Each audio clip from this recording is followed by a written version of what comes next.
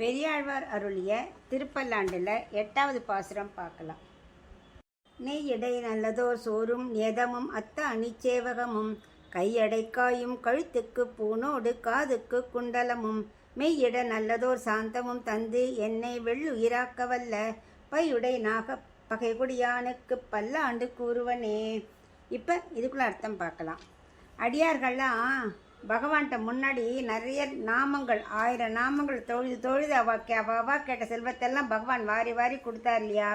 இப்போ அவள் யோசித்து பார்க்குறாளாம், பகவான்ட வள்ளல் தன்மைக்கு நம்ம தோற்று போயிட்டோம், நம்ம என்ன கேட்டிருக்கணும், பகவானுக்கு தொண்டு புரியணும், பகவானேன்னு கேட்டிருக்கணும், அதை விட்டு இந்த அல்பமான செல்வத்தை போய் கேட்டோமேன்னு இப்போ அவள் சொல்கிறாளாம்.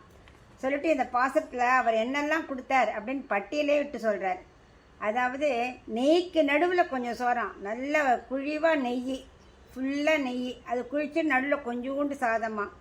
ஆண்டாள் பாடினாலே பாசோறு மூட நெய் பெய்யுதுன்னு அந்த அளவுக்கு நெய் போட்டான். அப்படி பண்ணுற, அதாவது போகியம் அந்த வஸ்துவை கொடுத்தாராம். அதுக்கு பகவானுக்கு நம்ம கைமாறு செய்ய வேண்டாமா, அவர் எதையும் எதிர்பார்க்கல, அவர் எல்லாத்தையும் தான் கொடுத்தார். ஆனால் நம்ம அவருக்கு ஏதாவது தொண்டு செய்யணுமே, அதனால அடியாருக்கு அனைத்தும் கொடுத்துட்டு எதுக்காக கொடுத்தாராம், கொடுக்க அப்படியே அவன் மனசு மாதிரி தொண்டு செய்யணுங்கிற பாக்கியம் அவளுக்கே வந்துருமா. இப்போ வந்துடுத்து அவளுக்கு.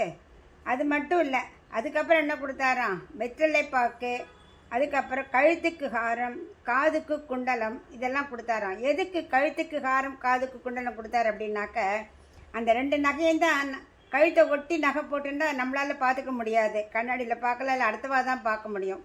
அது மாதிரி பகவான் தான் கொடுத்ததை தானே ரசித்து பார்த்துக்கிறாராம். இதை பக்தனால் பார்த்துக்க முடியாது தானாகவே. அதனால தான் அது 2யும் சொல்கிறார். மேலும் சரீரத்தில் போட்டுக்கொள்ள நல்ல சந்தனம் கொடுத்தாராம். நம்மாழ்வார் கொடுத்தாரு, என்ன கொடுத்தார், பூசும் சந்தனம் நெய் என் நெஞ்சையே கொடுத்தாலே பகவானுக்கு சந்தனமா. அது மாதிரி பகவான் என்ன பண்ணுறார், அவனோட நாமத்தை பாட பாட பகவான் தன்னையே தன்னோட நெஞ்சையே கொடுத்துட்டாராம். கொடுத்து இப்போ அவரோட தூய ஆத்மாவாயிட்டாளாம். இவ எல்லாரும் இந்த பணத்தில் உள்ள ஆசையெல்லாம் போய் தொண்டு புரியணுங்கிற நல்ல ஆத்மாவாயிடுத்தான். அவள் என்ன சொல்கிறா, நாங்கள் எதுக்காக வந்திருக்கோம், எங்கே பல்லாண்டு பாட போகிறோம் தெரியுமா, நாகத்துக்கு எதிரியான கருட கொடி இருக்கே, அதானே பகவானுக்கு கொடி, அந்த கருட கொடியானுக்கு நாங்கள் பல்லாண்டு பாட போகிறோம் அப்படிங்கிறாளாம்.